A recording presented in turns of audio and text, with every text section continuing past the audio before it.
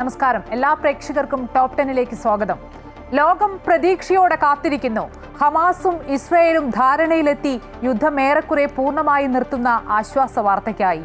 ലോക രാഷ്ട്രീയഗതിയെയും രാഷ്ട്രങ്ങളുടെ സുരക്ഷയും സമാധാന പദ്ധതികളെയും നിർണായകമായി സ്വാധീനിക്കാൻ കഴിയുന്നതുകൊണ്ടും ഒപ്പം കണ്ണും നട്ട് കാത്തിരിക്കുന്ന സമാധാന നൊബേലിനു വേണ്ടി ശ്രമിക്കുന്നതും കൊണ്ടാകണം അടിയന്തരമായി ഗാസയിൽ സമാധാനത്തിന് വേണ്ടി ട്രംപ് മുറവിളി കൂട്ടുന്നത്.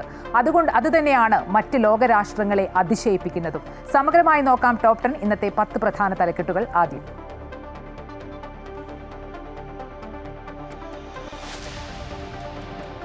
ശബരിമലയിലെ സ്വർണ്ണപ്പാളികൾ നഷ്ടപ്പെട്ടതിൽ തുടർച്ചയായ 2ാം ദിവസവും ഉണ്ണികൃഷ്ണൻ പോറ്റിയെ ചോദ്യം ചെയ്ത് ദേവസ്വം വിജിലൻസ്. ഹൈക്കോടതി അന്വേഷണത്തിൽ എല്ലാം തെളിയുമെന്ന് ഉണ്ണികൃഷ്ണൻ പോറ്റി. ഗൂഢസംഘങ്ങൾ ക്ഷേത്രങ്ങളിൽ വിളയാടുന്നുവെന്നും CBI അന്വേഷിക്കണമെന്നും വെള്ളാപ്പള്ളി നടേശൻ. തന്റെ കാലത്ത് ഒരു തരി സ്വർണം പോലും പുറത്തു പോയിട്ടില്ലെന്ന് A. പത്മകുമാർ. രാഷ്ട്രപതി ദ്രൗപദി മുർമു ഈ മാസം 22-ന് ശബരിമലയിൽ.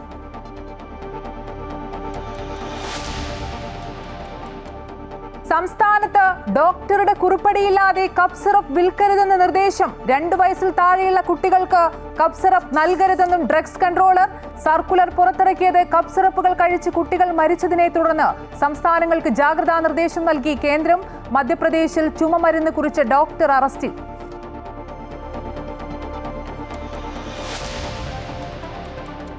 ചികിത്സാ പിഴവിനെ തുടർന്ന് 9 വയസ്സുകാരിയുടെ കൈമുറിച്ചു മാറ്റിയതിൽ ഡോക്ടർക്ക് ക്ലീൻ ചിറ്റ്. രക്തപ്രവാഹം നിലച്ചതിലും പഴുപ്പ് വന്നതിലും അന്വേഷണ റിപ്പോർട്ടിൽ പരാമർശമില്ല. ഡോക്ടറെ പിന്തുണച്ച് KGMOയെ നിയമ നടപടിയുമായി മുന്നോട്ടെന്ന് കുട്ടിയുടെ അമ്മ പ്രസീത.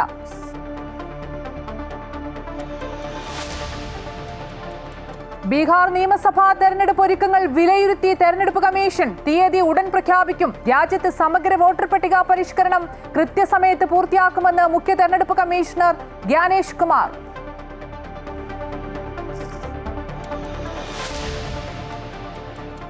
അധികാരത്തിലേറി 9 വർഷം കഴിഞ്ഞിട്ടും സംസ്ഥാനത്ത് പങ്കാളിത്ത പെൻഷൻ ഒഴിവാക്കിയില്ല. സ്റ്റാറ്റ്യൂട്ടറി പെൻഷൻ പുനഃസ്ഥാപിക്കുമെന്ന വാഗ്ദാനം പാലിക്കാതെ സർക്കാർ. പങ്കാളിത്ത പെൻഷൻ വഴി കിട്ടുന്നത് തുച്ഛമായ തുകയെന്നും സർക്കാർ ഉറപ്പു പാലിക്കണമെന്നും ജീവനക്കാർ. വിരമിച്ചവർക്ക് ആനുകൂല്യങ്ങൾ കിട്ടുന്നില്ലെന്നും പരാതി. Top 10 special.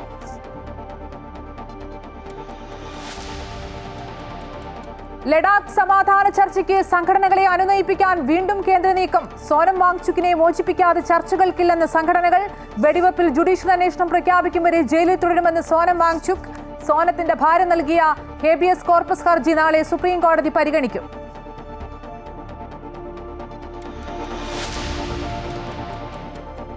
Vayalar award E. Santhosh കുമാറിന് പുരസ്കാരം. തപോമിയുടെ അച്ഛൻ എന്ന നോവലിന് എഴുത്തുകാരൻ എന്ന നിലയിൽ ഉത്തരവാദിത്തം കൂടിയെന്ന് E. സന്തോഷ് കുമാർ.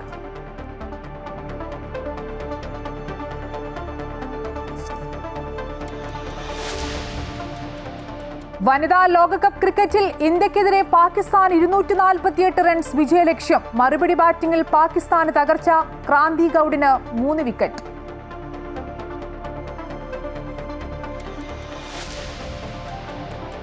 രാജ്യത്തെ വിമാന നിരക്കുകൾ നിരീക്ഷിക്കാൻ വ്യോമയാന മന്ത്രാലയം. ന്യായമായ നിരക്ക് ഈടാക്കാൻ വിമാന കമ്പനികൾക്ക് DGCA നിർദ്ദേശം. നിരക്കുകൊള്ള തടയും. ദീപാവലിയോടനുബന്ധിച്ച് സർവീസുകൾ വർദ്ധിപ്പിക്കും.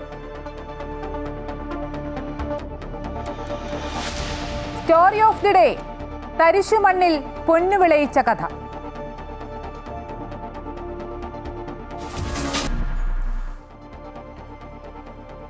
ശബരിമല സ്വർണ്ണപ്പാളി വിവാദത്തിൽ ഉണ്ണികൃഷ്ണൻ പോറ്റിയെ ദേവസ്വം വിജിലൻസ് തുടർച്ചയായ 2ാം ദിവസവും ചോദ്യം ചെയ്തു. ഉണ്ണികൃഷ്ണൻ പോറ്റിയുടെ കഴിഞ്ഞ 5 വർഷത്തെ സാമ്പത്തിക ഇടപാടുകൾ സംബന്ധിച്ച് വ്യക്തത വരുത്താനായിരുന്നു ചോദ്യം ചെയ്യൽ.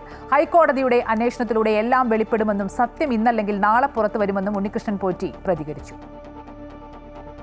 ശബരിമല സ്വർണ്ണപ്പാളി വിവാദത്തിൽ ഉണ്ണികൃഷ്ണൻ പോറ്റിയെ ഇന്നലെ ചോദ്യം ചെയ്തിരുന്നു. ഇതിന്റെ തുടർച്ചയായുള്ള ചോദ്യം ചെയ്യലിനായാണ് രാവിലെ 9 മണിയോടെ ഉണ്ണികൃഷ്ണൻ പോറ്റി തിരുവിതാംകൂർ ദേവസ്വം ആസ്ഥാനത്തെത്തിയത്. കഴിഞ്ഞ 5 വർഷത്തെ ഉണ്ണികൃഷ്ണൻ പോറ്റിയുടെ സാമ്പത്തിക ഇടപാടുകൾ അന്വേഷണ സംഘം ചോദിച്ചറിഞ്ഞു. തിരുവനന്തപുരത്തും ബംഗളൂരുവിലുമായി നടത്തിയ ഭൂമി ഇടപാടുകൾ സംബന്ധിച്ചും ചോദ്യം ചെയ്യും.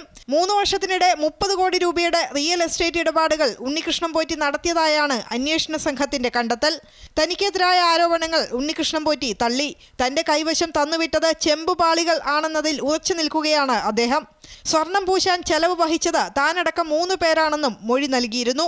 കോടതിയിൽ റിപ്പോർട്ട് സമർപ്പിക്കുന്നതിന് മുന്നോടിയായാണ് അന്വേഷണ സംഘം സ്വർണം നഷ്ടപ്പെട്ടതിൽ വ്യക്തത വരുത്തുന്നത്.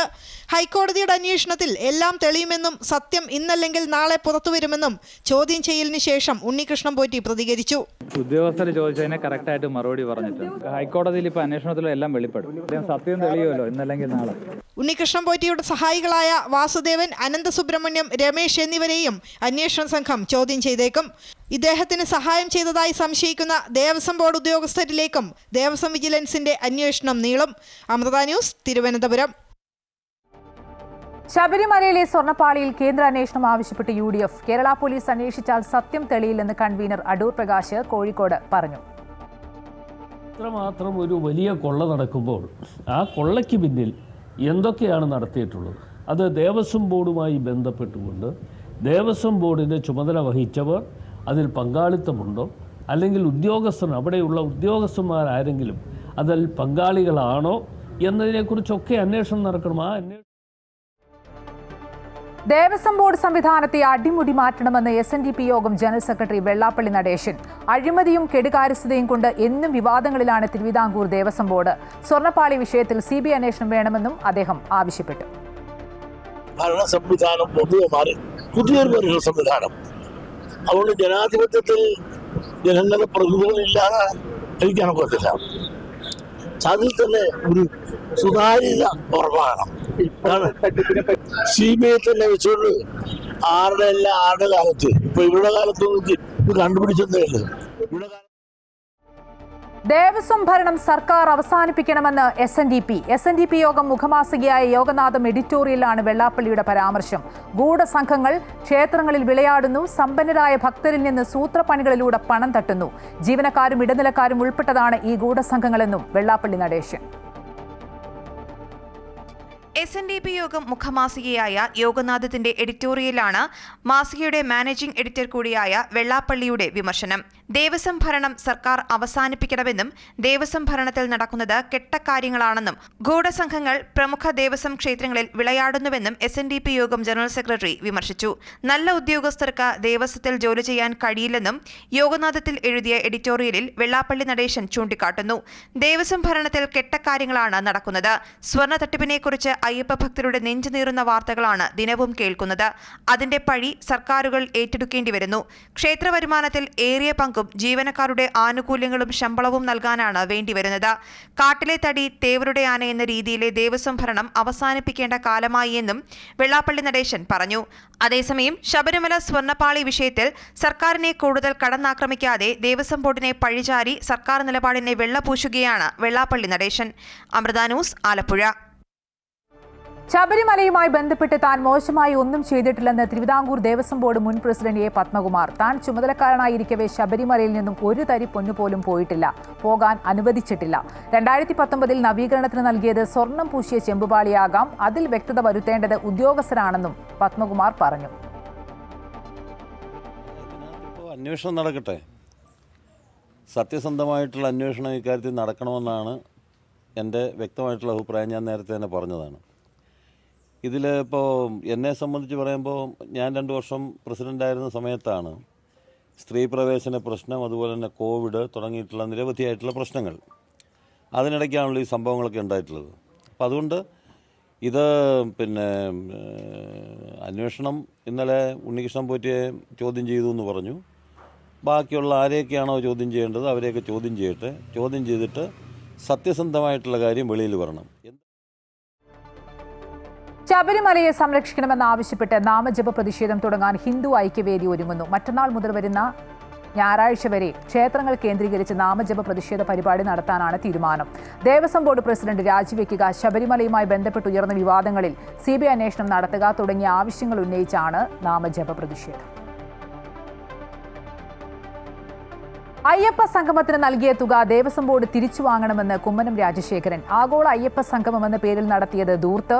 ദേവസ്വം ബോർഡ് 8,22,00,000 രൂപ അനുവദിച്ച നടപടി വിശ്വാസികളോടുള്ള നിന്ദയെന്നും അദ്ദേഹം പറഞ്ഞു. സംഗമത്തിന് സർക്കാരിന്റെയോ ദേവസ്വത്തിന്റെയോ പണം ഉപയോഗിക്കുകയില്ലെന്ന് ബോർഡ് ഹൈക്കോടതിയിൽ സത്യവാങ്മൂലം നൽകിയിട്ടുള്ളതാണ്.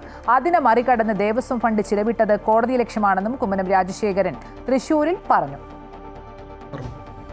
ആഗോള അയ്യപ്പ സംഗമത്തിൻ്റെ ചെലവിനത്തിൽ ദേവസ്വം ബോർഡ് ക്ഷേത്ര ഫണ്ടിൽ നിന്നും 8,11,00,000 രൂപ ചെലവഴിക്കാൻ കൈക്കൊണ്ട തീരുമാനം ക്ഷേത്ര നിന്ദയാണ്. ഭക്തജനങ്ങളോട് കാട്ടുന്ന ഏറ്റവും വലിയ ക്രൂരതയാണ്. വഴിപാടായും കാണിക്കയായും ക്ഷേത്രങ്ങളിൽ ഭക്തജനങ്ങൾ സമർപ്പിക്കുന്നത് വിശ്വാസപൂർവമാണ്. ക്ഷേത്രത്തിന് വേണ്ടിയാണ്, ഭഗവാന് വേണ്ടിയാണ്. അങ്ങനെ വളരെ വിശ്വാസപൂർവ്വം അർപ്പിച്ച പണത്തിൽ നിന്നും 8,11,00,000 രൂപ ആഗോള അയ്യപ്പ സംഗമത്തിൻ്റെ ധൂർത്ത്, ആഡംബരം തുടങ്ങിയവയ്ക്ക് വേണ്ടി ചെലവഴിച്ചത് ഒട്ടും നീതീകരിക്കാനാവില്ല. വിവാദങ്ങൾ പുകയുന്നതിനിടെ രാഷ്ട്രപതി ദ്രൗപദി മുർമു ശബരിമലയിലെത്തുന്നു. ഈ മാസം 22-നാണ് രാഷ്ട്രപതിയുടെ ശബരിമല സന്ദർശനം. സംസ്ഥാന സർക്കാരിനെ ഇക്കാര്യം രാഷ്ട്രപതി ഭവൻ ഔദ്യോഗികമായി അറിയിച്ചു.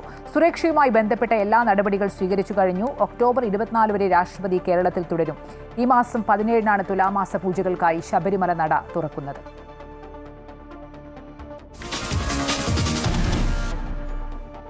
വിവിധ സംസ്ഥാനങ്ങളിൽ കോൾഡ്രിഫ് ഉൾപ്പെടെയുള്ള കപ്പ് സിറപ്പുകൾ കഴിച്ച് കുട്ടികൾ മരിക്കാനിടയായ സാഹചര്യത്തിൽ സംസ്ഥാനത്ത് സർക്കുലർ പുറത്തിറക്കി ഡ്രഗ്സ് കൺട്രോളർ.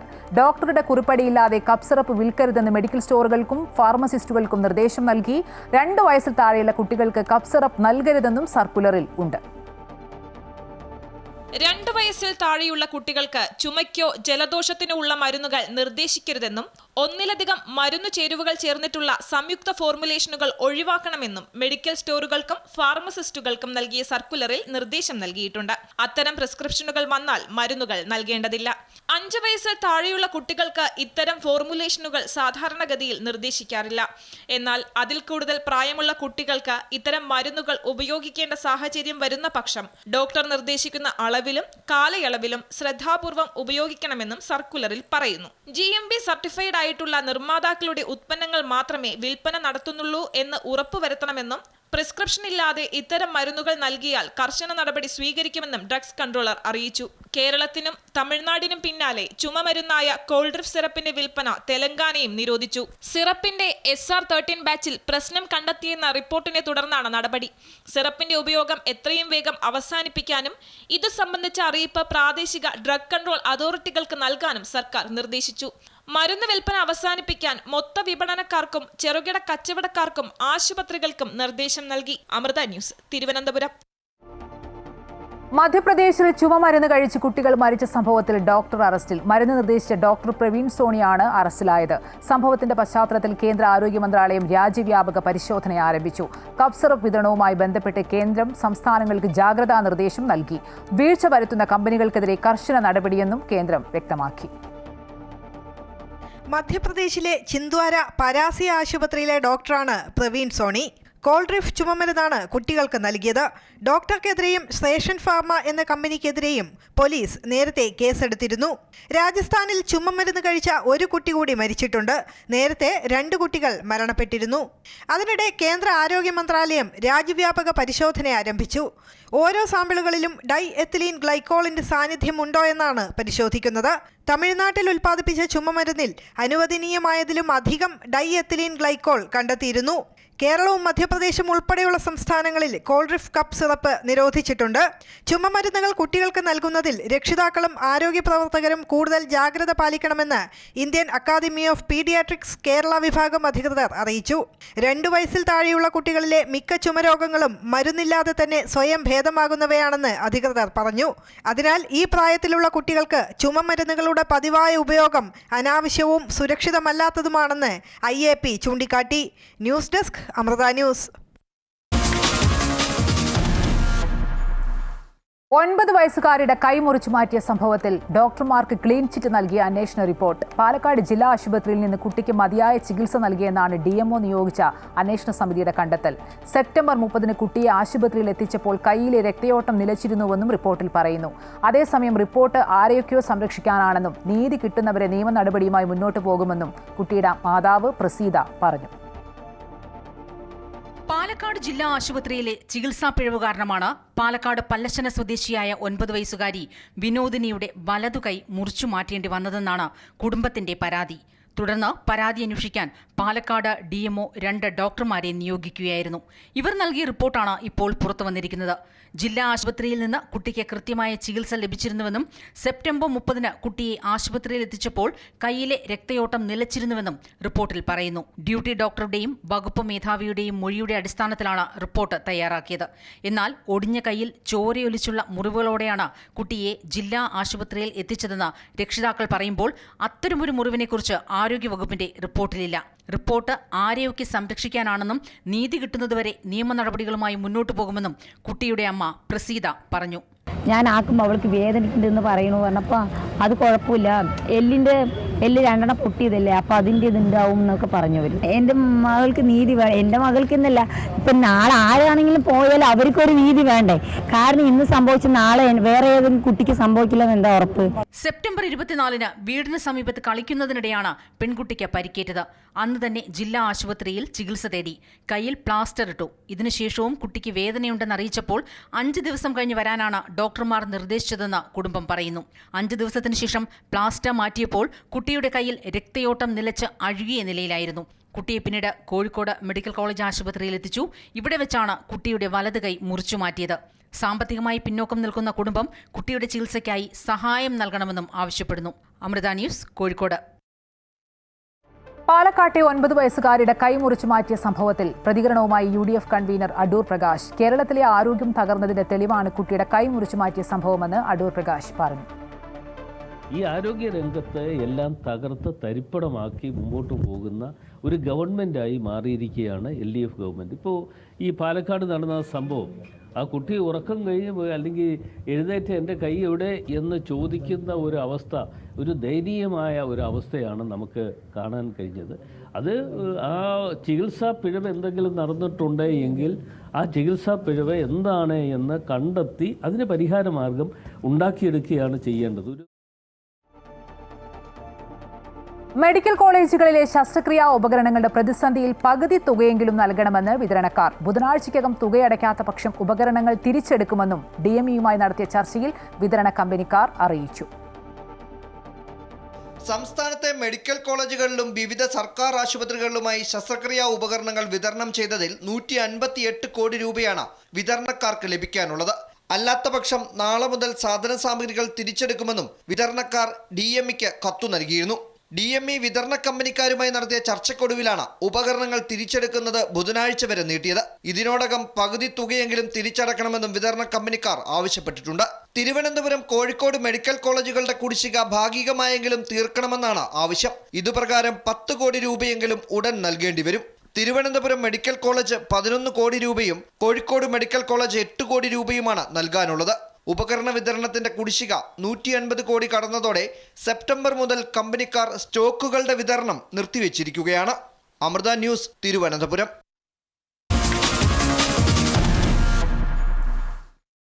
ബീഹാറിൽ നിയമസഭാ തെരഞ്ഞെടുപ്പ് നവംബർ 22-ന് മുമ്പായി നടക്കുമെന്ന് മുഖ്യ തെരഞ്ഞെടുപ്പ് കമ്മീഷണർ. തെരഞ്ഞെടുപ്പ് കൂടുതൽ സുഗമമാക്കാൻ തെരഞ്ഞെടുപ്പ് കമ്മീഷൻ 17 പുതിയ പദ്ധതികൾ നടപ്പിലാക്കി. ഈ പദ്ധതികൾ ഇന്ത്യയിലെ മറ്റ് തെരഞ്ഞെടുപ്പുകളിലും നടപ്പിലാക്കുമെന്നും മുഖ്യ തെരഞ്ഞെടുപ്പ് കമ്മീഷണർ ജ്ഞാനേഷ് കുമാർ അറിയിച്ചു. രാജ്യത്ത് സമഗ്ര വോട്ടർ പട്ടിക പരിഷ്കരണം കൃത്യസമയത്ത് പൂർത്തിയാക്കും. ബീഹാറിൽ ഒരു പോളിംഗ് സ്റ്റേഷനിൽ 1200 വോട്ടർമാരെ മാത്രമേ അനുവദിക്കൂ.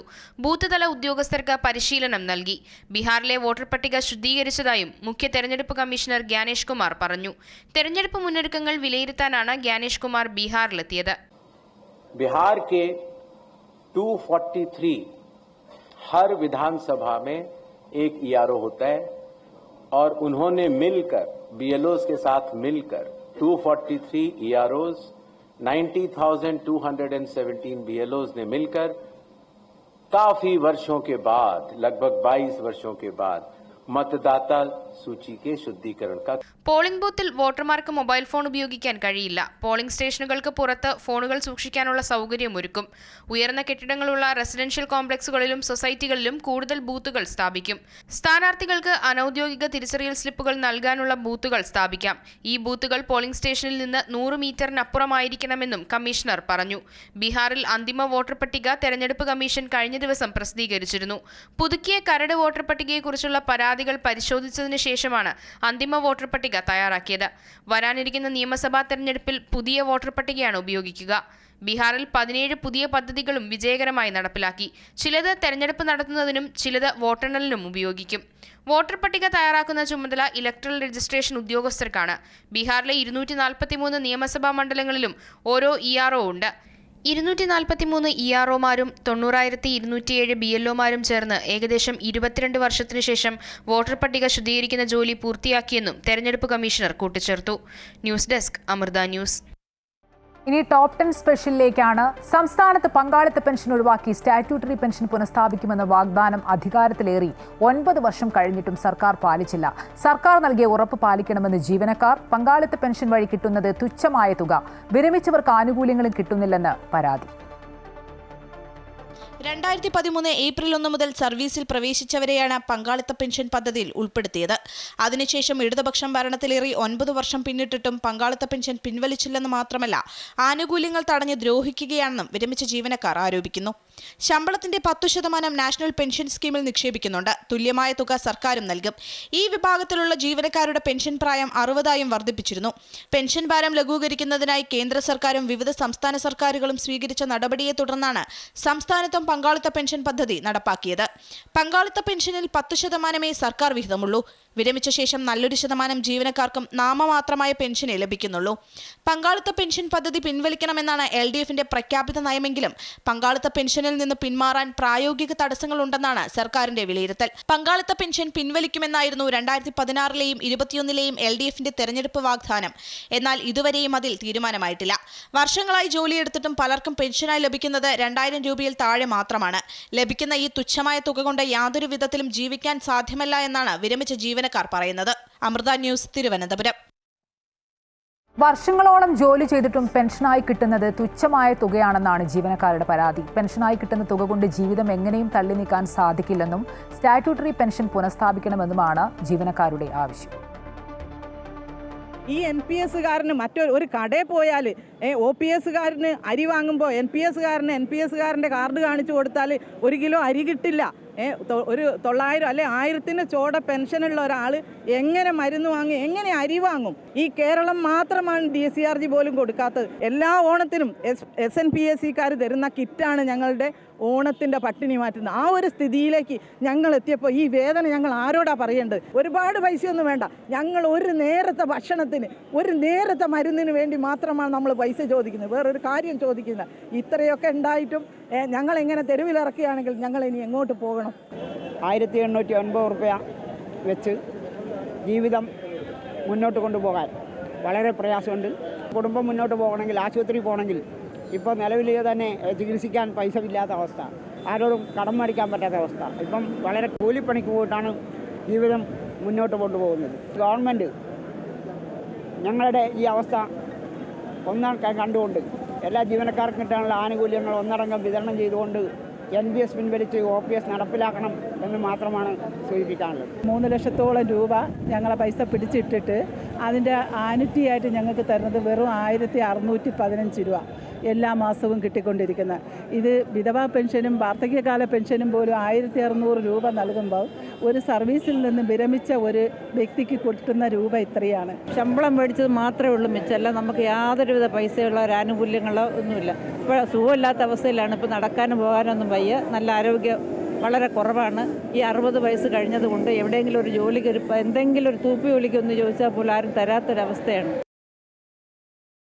ആതിര രാധാകൃഷ്ണൻ ചേരുന്നുണ്ട് ഈ റിപ്പോർട്ടിന്റെ കൂടുതൽ വിവരങ്ങളുമായി. ആതിര, നമുക്കറിയാം ഉമ്മൻചാണ്ടി സർക്കാർ തുടങ്ങി വെച്ച പദ്ധതിയാണ്. അത് LDF സർക്കാർ ഒഴിവാക്കാമെന്ന വാഗ്ദാനത്തോടു കൂടിയാണ് അധികാരത്തിലേറുന്നത്. പക്ഷേ ഇന്ന് ഈ നിമിഷം വരെ അതിലൊരു തീരുമാനമുണ്ടായിട്ടില്ല.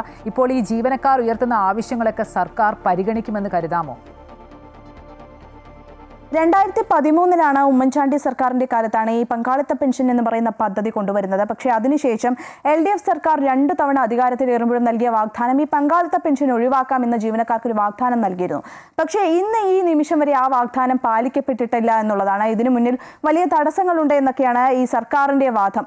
ഇത്തരം വാദമുഖങ്ങൾ നിലനിർത്തുമ്പോഴും ഈ ഏറ്റവും പ്രധാനപ്പെട്ട പ്രശ്നം എന്ന് പറയുന്നത് വളരെ തുച്ഛമായ നാമമാത്രമായ തുക മാത്രമാണ് ഈ ജീവനക്കാർക്ക് പെൻഷൻ തുകയായി പങ്കാളിത്ത പെൻഷൻ സ്കീമിലൂടെ ലഭിക്കുന്നത്. ലഭിക്കുന്നത്. പലർക്കും 2000-ൽ താഴെ മാത്രമാണ് പെൻഷൻ തുകയായി ലഭിക്കുന്നത്. നമുക്ക് ഇന്നത്തെ ഒരു ജീവിത സാഹചര്യം അറിയാം. ആ ഒരു സാഹചര്യത്തിൽ ഈ 2000-ൽ താഴെ മാത്രം തുക കൊണ്ട് ഒന്നും ചെയ്യാൻ സാധിക്കാത്തൊരവസ്ഥയിലാണ് ജീവനക്കാരുള്ളത്. അവരുടെ വാക്കുകളിൽ നിന്ന് തന്നെ നമുക്ക് വ്യക്തമാകുന്ന ഒരു കാര്യം എന്ന് പറയുന്നത് ജീവിക്കാൻ ഇനി മുന്നോട്ടുള്ള ജീവിതം എങ്ങനെയാണ് എന്നതിൽ സംശയമാണ് അവർക്കുള്ളത്. അതിലൊരു ആശങ്ക നിലനിൽക്കുന്നുണ്ട്. അതുകൊണ്ട് തന്നെ എത്രയും പെട്ടെന്ന് ഈ പങ്കാളിത്ത പെൻഷൻ അവസാനിപ്പിച്ച് സ്റ്റാറ്റ്യൂട്ടറി പെൻഷൻ പുനഃസ്ഥാപിക്കണമെന്നാണ് ഈ ജീവനക്കാർക്ക് ആവശ്യപ്പെടാനുള്ളത്. അതുതന്നെയാണ് അവർ മുന്നോട്ട് വെക്കുന്ന ഏറ്റവും പ്രധാനപ്പെട്ട കാര്യം. പല രീതിയിലുള്ള സമരങ്ങളും പ്രതിഷേധങ്ങളും ഒക്കെ തന്നെ ഉയർത്തിയിട്ടും ഇതുവരെ അതിനൊരു പരിഹാരമായിട്ടില്ല. പക്ഷേ ഈ ഒരു സമയങ്ങളിൽ തന്നെ ഈ തെരഞ്ഞെടുപ്പ് കാലഘട്ടത്തിൽ തെരഞ്ഞെടുപ്പ് അടുക്കുന്ന സമയങ്ങളിൽ അവർ ഈ വാഗ്ദാനവുമായി വീണ്ടും രംഗത്ത് വരുന്നൊരു സാഹചര്യമുണ്ട്. പക്ഷേ അതൊന്നും വിശ്വസിക്കാൻ സാധിക്കില്ല. അതുകൊണ്ട് തന്നെ സർക്കാർ പറയുന്ന ഈ വാഗ്ദാനങ്ങൾ കണ്ണടച്ച് വിശ്വസിച്ചുകൊണ്ട് ഒരു വിശ്വാസത്തോടു കൂടി മുന്നോട്ട് പോകാൻ സാധിക്കില്ല എന്ന നിലപാടിലാണ് ജീവനക്കാരുള്ളത്.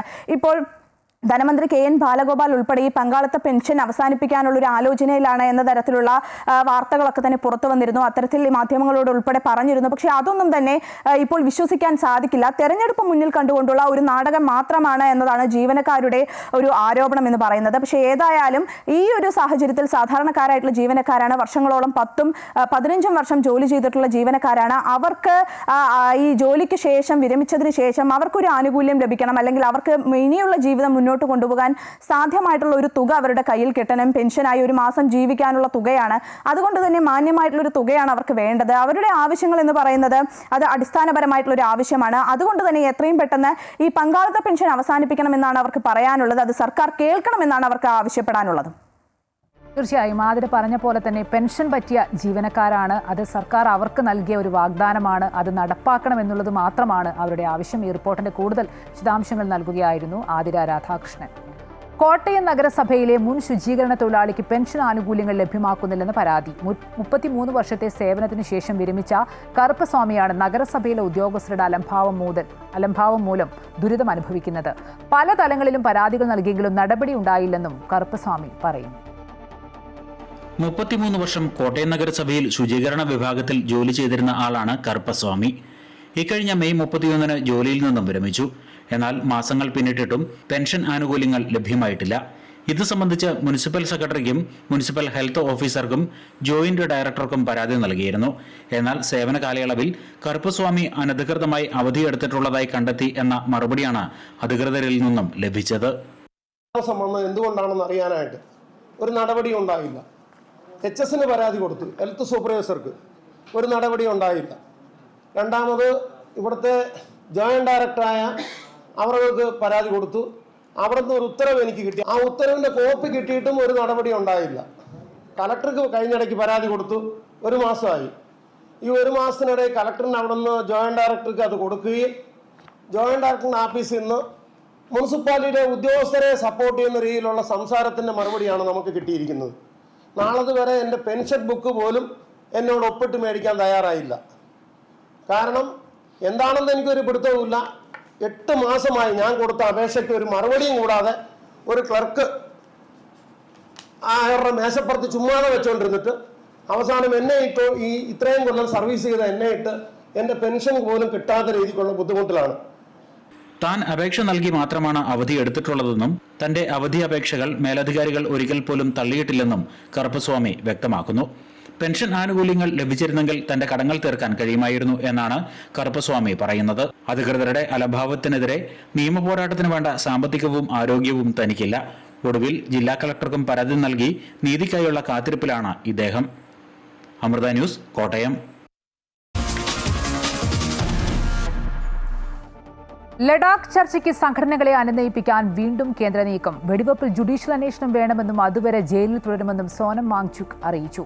സോനം വാങ്ചുക്കിന്റെ ഭാര്യ നൽകിയ ഹേബിയസ് കോർപ്പസ് ഹർജി നാളെ സുപ്രീം കോടതി പരിഗണിക്കും. അറസ്റ്റിലായ 70 പേരിൽ 30 പേരെ മോചിപ്പിച്ചെന്ന് ലഡാക്ക് ഭരണകൂടം അറിയിച്ചിട്ടുണ്ട്. ലേ അപെക്സ് ബോഡിയും കാർഗിൽ ഡെമോക്രാറ്റിക് അലയൻസും ഉൾപ്പെടെയുള്ള സംഘടനകളെയാണ് കേന്ദ്രം ചർച്ചയ്ക്ക് വിളിച്ചത്. എന്നാൽ സോനം വാങ്ചുക്കിനെ മോചിപ്പിക്കാതെ ചർച്ചകൾക്കില്ല എന്ന നിലപാടിൽ ഉറച്ചു നിൽക്കുകയാണ് സംഘടനകൾ.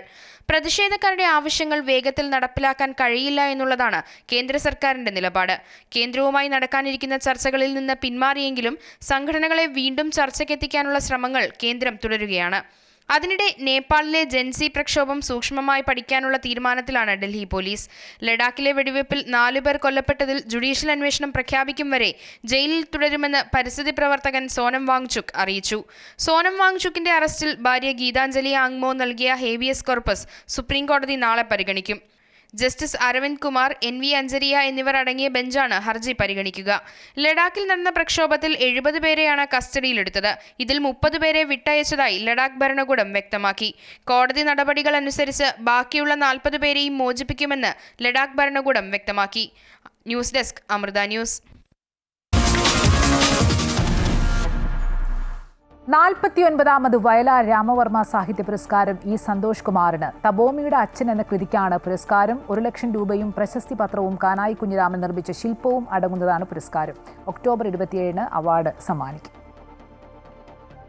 അഭയാർത്ഥി പലായന പ്രശ്നങ്ങൾ ആഴത്തിൽ ചർച്ച ചെയ്യുന്ന നോവലാണ് തപോമയിയുടെ അച്ഛൻ. വയലാർ രാമവർമ്മയുടെ ചരമദിനമായ ഒക്ടോബർ 27 തിരുവനന്തപുരം നിശാഗന്ധി ഓഡിറ്റോറിയത്തിൽ സംഘടിപ്പിക്കുന്ന ചടങ്ങിൽ അവാർഡ് സമ്മാനിക്കും. TD Ramakrishnan, doctor NP Hafiz Muhammad, Priya AS എന്നിവരായിരുന്നു ജൂറി അംഗങ്ങൾ. ജഡ്ജിംഗ് കമ്മിറ്റിയുടെ അധ്യക്ഷനായ പെരുമ്പടവും ശ്രീധരനാണ് പുരസ്കാര പ്രഖ്യാപനം നടത്തിയത്. സന്തോഷ് കുമാർ എഴുതിയ തപോമയിയുടെ അച്ഛൻ എന്ന പുസ്തകമാണ് ഇത്തവണ ഈ അവാർഡ് നമ്മൾ തിരഞ്ഞെടുത്തിട്ടുള്ളത്. വയലാർ രാമവർമ്മ മെമ്മോറിയൽ ട്രസ്റ്റാണ് പുരസ്കാരം സമ്മാനിക്കുന്നത്. പുരസ്കാര നേട്ടത്തിൽ അതിയായ സന്തോഷമുണ്ടെന്നും പുരസ്കാരങ്ങൾ മുന്നോട്ടുള്ള യാത്രയിൽ പ്രചോദനവും ഉത്തരവാദിത്തവുമാണെന്നും സന്തോഷ് കുമാർ പറഞ്ഞു. വലിയ കൃതികൾക്കും വലിയ എഴുത്തുകാർക്കൊക്കെ കിട്ടിയിട്ടുള്ള ഒരു പുരസ്കാരം നമ്മെ തേടി വരുമ്പോൾ നമ്മുടെ എഴുത്തിലുള്ള ഒരു ശ്രദ്ധ കൂട്ടേണ്ടതുണ്ടെന്നുള്ള ഒരു ഉത്തരവാദിത്തം കൂടിയുണ്ട്. അതൊരു വെല്ലുവിളിയുമുണ്ട്. അപ്പോൾ സന്തോഷവും വെല്ലുവിളിയും നിറഞ്ഞാണ് ഈ ഒരു അവാർഡ് കിട്ടുക എന്നുള്ളത്. 2006 ചാവുകളി എന്ന ചെറുകഥാ സമാഹാരത്തിനും 2012 അന്ധകാരനഴി എന്ന നോവലിനും കേരള സാഹിത്യ അക്കാദമി പുരസ്കാരം ഉൾപ്പെടെയുള്ള അംഗീകാരങ്ങൾ സന്തോഷ് കുമാർ നേടിയിട്ടുണ്ട്. അമൃത ന്യൂസ്, തിരുവനന്തപുരം.